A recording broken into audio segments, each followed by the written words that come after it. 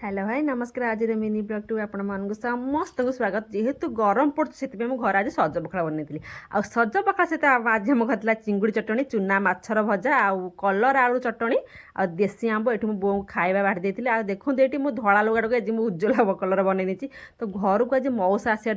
तो जमी मौसा आसवा देखिलु मुझे सांगे सांगे दौड़ी जाती प्रणाम जन हाथ रू बैग गुड़ाक धर घर को आसती तो मौसा आज आम घर को आनी आमर आंब माने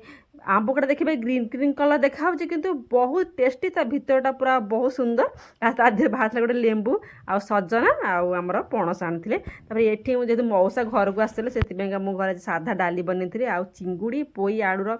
वाव बहुत टेस्टी आज जो खाई तो से जानी चिंगुड़ी पोई आलूर टेस्ट केमतिका देखुना आम कुनी बिले कुनमुनु माने सी मो झी अच्छी बोले सी एठिक पलि आसे मो झी देखिकी स्माइल बापरे तो आज संध्यारे बनई मु पणस पिठ जो मैंने भी चाहूँगी कि पणस पिठटा केमती बनिया होची जानिया तो आपण मैंने कमेंट कर जाना तो मो पर भिडियो आपण मानकु प्रोसेसटा शेयर करी रेसिपीटा केमती बनाऊँगी आपण मान सहित शेयर करी तापर आम राति बनी माछ भजा मुझे अंडा खाएनी से बो अंडा भाजती सहित आम सज पखाड़। Good night bye bye.